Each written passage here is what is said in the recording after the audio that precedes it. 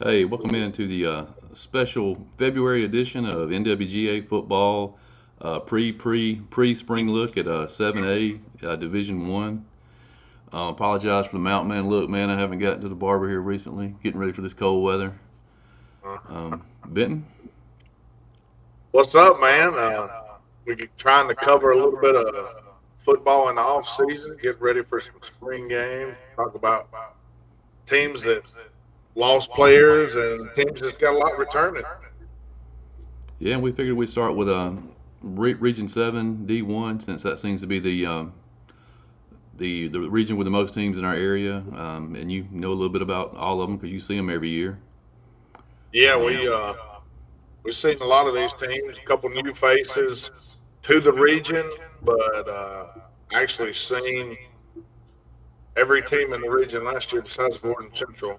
Me and you went and saw Christian Heritage. They're bringing back a good bit, pretty impressive tight end and a big quarterback. That at that preseason game, I think back on it, I was like, hey, I'd be running the quarterback more. It was a preseason game. You don't want to get him hurt, so I kind of get that. And later on in the season, I think they did have success running the big guy a little bit more. Yeah, like I said, if you're with us and you have any comments, you want to give your 2 cents on Region Seven D1 or any comment on high school football here in Northwest Georgia, you can put the comments in the comment section and we'll get them live on the air.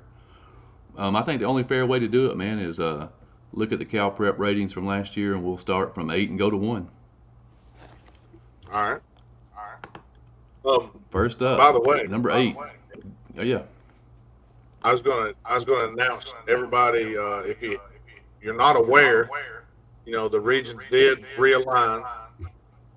This particular region is now Armurchie, Chattooga, Christian Heritage, Coosa, Dade County, Fannin County, Gordon Central, and Gordon Lee. All right, we'll start at number 8, Gordon Central Warriors. Yeah, Gordon Central. They finished 0-10 last year. Had an improved season, though. They improved um, on both fronts. I'm looking at players to watch, a couple juniors, seniors, a DJ Fleetwood at tight end, a Riley Thomas. He really popped on both sides of the ball when I looked around. He's a junior at Gordon Central. Brandon Thomas at running back, and Trevium Millsap. It'd be a senior linebacker with pretty dang good size. I think he was 6'2 plus. So they have a nucleus to work with, and we'll see what Gordon Central can do this year. What do you think on Gordon Central? Yeah, I didn't see him play last year. Coach Gregory, came up there from Collins Hill. This will be his second year at Gordon Central. I'll actually be up there Saturday morning, man. They have a free program for kids up there. I'm gonna take my son up there, so I'll get to meet Coach Gregory and Sweet. find out a little more about the Warriors. But I think preseason last year they had a couple of key guys get hurt that hurt them during the season. I think they're on a 24 game winless streak. I could see that coming to an end this season. Yeah, I could see that too. These this region here, I think is going to be very competitive. Eric says Gordon Central 2-8. I think they'd be happy with that. You can't be happy with 2-8 because I know they want to go 10-0, but I think if they can get that streak behind them, man, they can build on that. Number 7 predicted team by Cal Preps from last year's rankings. Coosa Eagles, brand new head coach out there. Yeah, the Eagles got a brand new head coach last season. Finished 3-7. Um, Senior, our guy down there, linebacker Harrison East, the first guy that I would pinpoint. Jay Sean Turner, senior running back coming back. Millsap, a junior wide receiver. They've got some talent. I just remember seeing Harrison East. It seemed like he had a hurt arm or something and had an interception return for a touchdown. And there ain't no telling how many tackles in a game I seen a couple years ago as a young kid. So he's impressive. Yeah, I was very impressed with him the first time I saw him at Gordon Central. I think he was a sophomore at that time, and I mean, I thought the way he played, he was a senior, a tough kid. I think that's why he gets banged up a lot, man. He gives 110%. Yeah, I know Coos is going to need him to stay healthy this year for the full 10 games slate. Um, Coach there, Coach Collins, came from Brantley County. A lot of experience. Kids get after it in the weight room. I think they'll be a tough out, man. You can't circle them on the calendar for sure. I was Number s- looking. Oh, go ahead. I was go looking ahead. to see if I seen the schedule so we could just kind of mosey through what their schedule looks like. I think that would be an interesting thing to see here. I have them right here. Yeah, Eric says he thinks Eagles go 4-6 this year. Okay, one better than last. Let's see here. Coosa Eagles open the season at Southeast Whitfield, then and they will host Woodland Cartersville, Gordon Central, at Towns, at Armurchie, at home against Darlington, at Trine, and then they'll be at home against Dade, at Chattooga, and at home against Pepperell to end the year. I wonder if that's the old schedule, man, because they, That's got to be last. That's got to be yeah, last year's schedule. yeah, 'cause there's no Gordon Lee, no Fannin County on that one. Yeah, no, yeah, that's what I was. As I was reading it, I was like, this cannot be correct. Yeah, I don't think everything's been put out yet. Yeah, we'll jump ahead to the number So six forget that team, man. idea. You can talk on this one a little bit. Number six predicted team. Well, that's number five. How about number six there? Chattooga Indians. Yeah, Chattooga will be replacing a few key players. Um, in the middle of defense, Bubba Bass, member of the All-Name team, um, a heck of a player. Kind of, he was injured last year and really hurt Chattooga up the middle.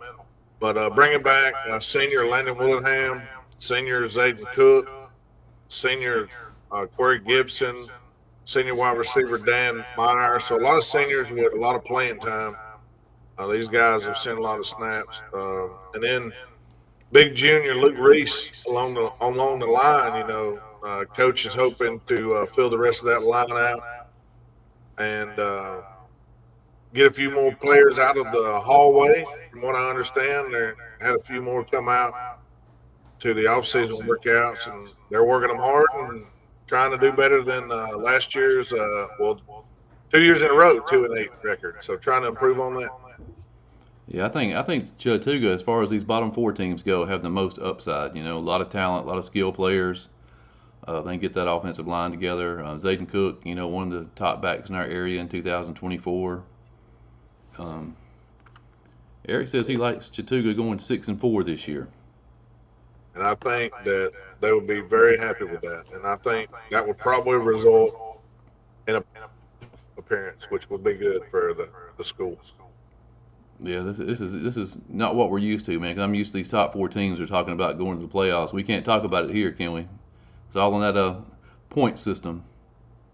Yeah, it is on the point system, but I will at the end. Spoiler alert! I'll tell you who I think will be, and I've kind of put them in order 1 through 8, and I'll give you my idea, and you tell me what you think. Alrighty. And y'all can tell us what you think as well. Tell us we suck. Number five predicted team from Cal Preps, Armurchie Indians. Armurchie loses a lot of production on offense coming into 2024. Jackson Coonley just signed with Reinhardt. They do have their quarterback coming back in Luke Lively. Blaine Ragland's back, but I think this is a rebuilding year for the Indians. Man, a ton of seniors last year, losing a lot of production. Like you said, Luke Lava coming back. Jackson Hightower will be a senior as well on the defensive side. But a lot of unfamiliar names. These kids that played last year had been playing for 3 or 4 years. And it's time for the next wave of Indians to show up. And one thing I know is they'll be gritty and they'll be physical. And you're not just going to, waltz in there and get a win. But I agree with you. I think it might be rebuilding. They might take a step back this year. Yeah, I think I got to keep an eye on you. You mentioned him, Jackson Hightower, man. I think he's could have a breakout season this year in Yep. 7A. The kid came in ninth grade, been starting since a freshman. He had a defensive lineman body in the ninth grade, but he slimmed out some, gotten a little taller. Heck of a linebacker. Eric thinks the Indians go 3-7 this year. Number 4, which would be a playoff team in the traditional format, Christian Heritage Lions. Yeah, Christian Heritage bringing back, like I said, the big quarterback, Carter Triplett. He'll be a senior. Um, man, I know I'm gonna butcher this name, but I'm gonna try it anyway. Benji Mitch Mahazen. I don't know, man. I can't.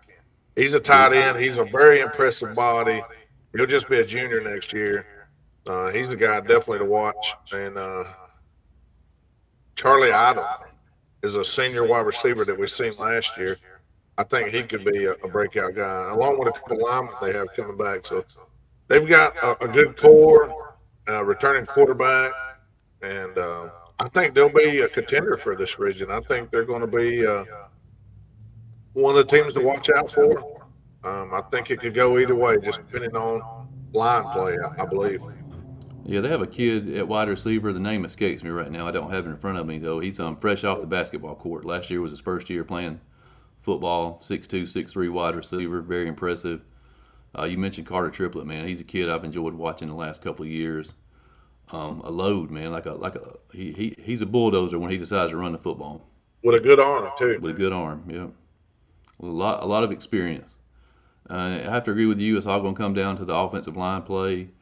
They don't have much depth there at Christian Heritage. I think they only have maybe 110 students total. So I mean that's going to be important. But yeah, I like the Lions here battling out top 4. Eric thinks 5-5 for Christian Heritage. Number 3, Gordon Lee Trojans. I think Gordon Lee went 6-5 last year, and I think they could improve on that record this year. Bringing back athlete Braden Stoker, he'll be a sophomore. Got Peyton Gross back there, he'll be a junior. Man, really young team. Really exciting how much better they performed as the year went on.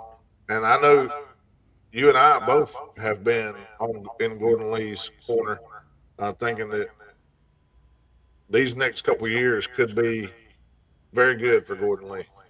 Yeah, we aren't the only two out there, man. Everybody I talk to says watch out for Gordon Lee. Everybody that played him last year, Yeah. bringing just about everybody back on both sides of the ball, and I think most of them are juniors. I don't know if they'll compete for the region title this year, but they definitely will next season for sure.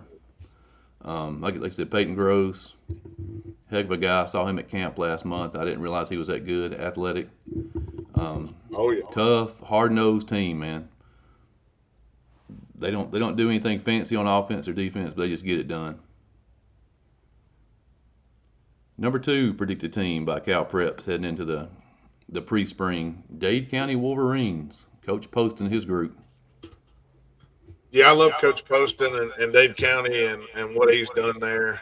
Um, Losing a lot of production. Lose quarterback, lose some all-world tackling machines. uh, do have some players coming back. Demetrius Walker on the outside will be a senior. Carter Christensen will be a senior DB. Levi Raines, a defensive lineman that'll be upcoming junior. I mean,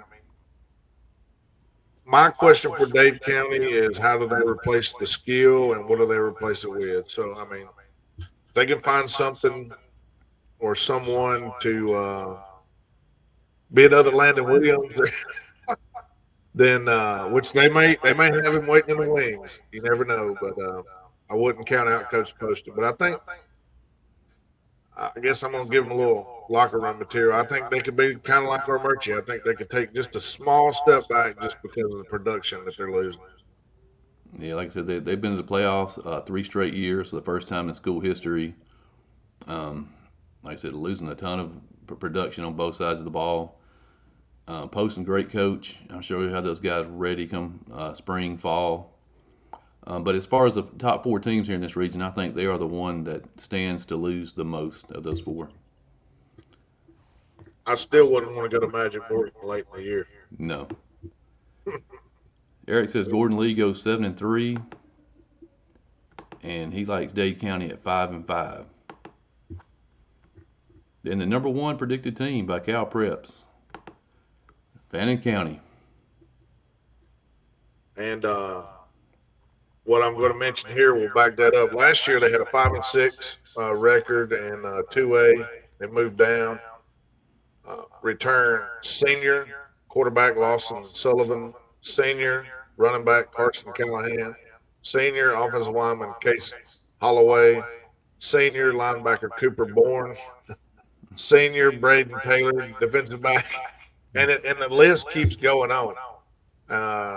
Senior, all the way down until you get to the C.J. Reese, which is going to be a player in Fannin County, a junior. But I mean, you got like 10 guys coming back, all seniors. I would think they have to be the early favorite to win this region. Yeah, they have a chance to sweep all the postseason awards in this region. You know, Player of the Year, uh, Sullivan. I can see Callahan winning Offensive Player of the Year, and Bourne, man, a heck of a linebacker at Defensive Player of the Year. Heck yeah. Tons of talent, man. Tons of talent. Um, I know everybody's going to play them tough, man, but Fannin has to be heads above everybody else at this point. Yeah, I gave a little preface earlier, but I'll go ahead and tell you, I think Fannin will be the one if we had a regular playoff system now. They could still win the region, and whatever seed they get will be crazy, you know, because we're not used to this point system. But I would take Fannin at the one. Right now, early in the year, I would probably go with Gordon Lee at the two. What do you think about that? Yeah, I like Fannin and Gordon Lee 1 and 2. You start getting down in 3 and 4 and 5 and 6, man. It's tough, you know. Well, I have Dade, Christian Heritage, and Chattooga fighting for the 3-4 spot. Uh, think right now I might go with Dade as the 5, Armurchie at 6, Coosa at 7, and Gordon Central at 8. Yeah, I go Fannin, Gordon Lee, Christian Heritage at the 3, Gordon Lee at the 2. Man, 4, Dade, 5, Chattooga, 6, Armurchie, 7, Coosa, 8, Gordon Central. Safe bet. Yeah. I mean, I like it. I'm just going with the production loss versus what's coming back. That's why I kind of lean Christian Heritage and Chattooga a little bit over Dade and Armurchie. It's going to be fun with 8 teams, though, man, because every Friday night it's like a playoff game. You know, you have to. Yeah. It'll be just 3 non-region games, and then you'll get to it. David, we actually found out that D2 is not on the point system because the private schools do not play in D2. So they have the No private traditional. schools in D2. So they have the traditional playoff system. 1 through 4 make the playoffs. Yeah, that was not a major factor, but that was a determinant factor in one of our local schools trying to want to be in D2. You didn't have the private schools, and you would be playing in competition in the playoff versus schools their size. And that's directly from the horse's mouth. Yeah. And Dave is a big Bowden fan, man, so he's going to get to see some good football down there this fall. Heck yeah. I mean, Trine, Manchester, Greenville, and I know Bowden, they schedule all kind of people, man. Yeah, I hadn't seen. Have you seen Bowden's schedule? I haven't. I have not. Eric likes Fannin County, Gordon Lee, Chattooga in at the 3, and Dade County 4.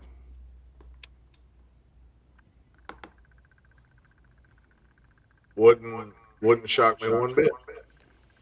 Yeah, I think the 2 biggest wild cards in 7A D1 this year are Chattooga and Gordon Lee. You know, a lot of expectation behind Gordon Lee.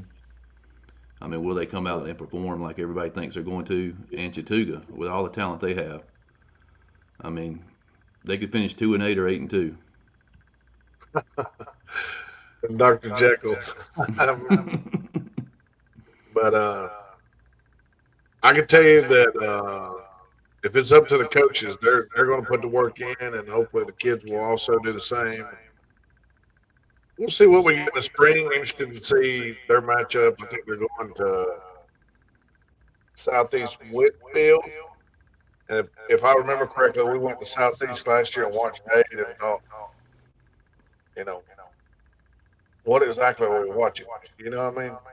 Right. And the game is the 16th for sure. They're playing on a Thursday.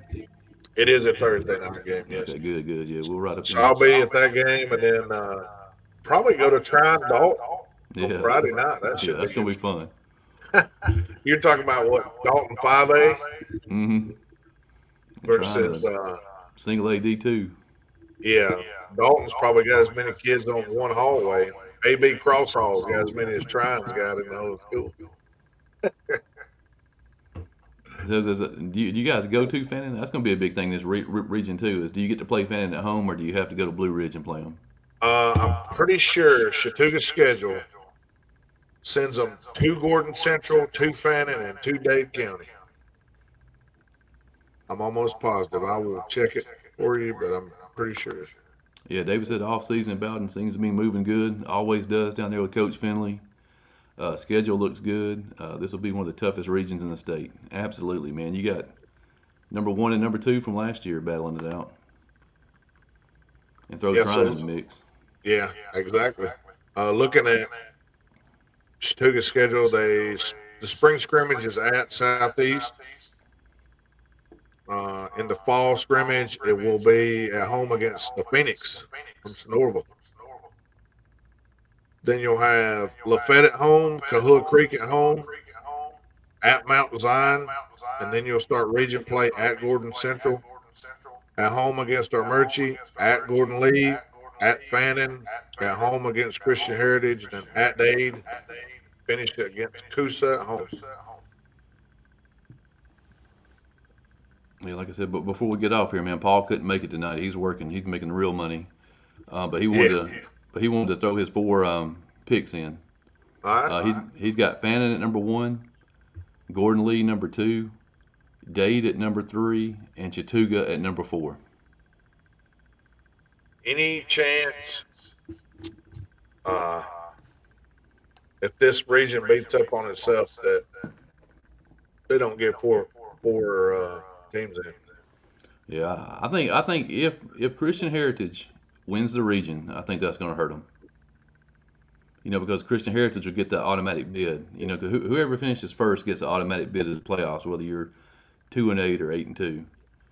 But if Christian Heritage captures that number 1 spot, then they might only get 2 or 3 teams in. Yeah, I know what you're saying with Christian Heritage being the private school.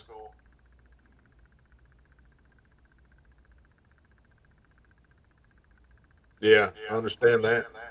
David says that Mount Zion could be better depending on what kids they picked up. Oh man, we don't even want to talk about the high school transfer portal. It's the portal down in it's the portal in Carroll County right now. It's all good, you know. You have to do what you have to do, right? I mean, it's just the same thing that people's always done now. You know, there's no rules against it, I guess.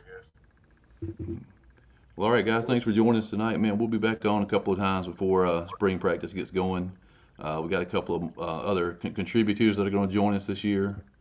Paul will be back on with us. I think next time up we'll talk 7-2A. Is it 7-2A? I gotta get the numbers down. Well, you still got another region here. Oh yeah, 6AD1. That's gonna be a fun one to talk about. Yes, sir. That is gonna be a fun one. Pepperell, Model, Temple, Heard County, Haralson County, Darlington, loaded, man. Bremen. Oh man. Bremen, Darlington, Haralson County, Heard County, Model, Pepperell, and Temple. Going to be a fun one. They're going to for sure beat up on each other. And then, yeah, I think you're right. And then 7-2A, Kahula Creek, Lakeview, Murray, North Cobb jumps in there. North Cobb Christian. North Murray, Ringo, Rockmart, Sonorville, and Union County jumps over the mountain. Well, all right, guys, we'll be back. We'll be back on in a couple of weeks, man, to hash out Region 6 D1. Until next time.